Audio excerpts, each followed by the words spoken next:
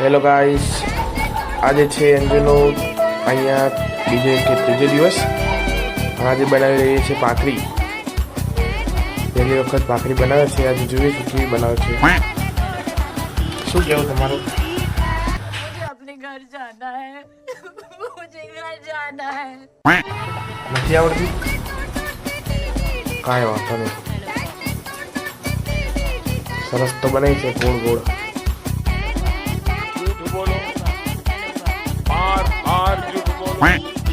પાટલી જેવી બનાવશો? તાવડીમાં વાસે નહીં પછી.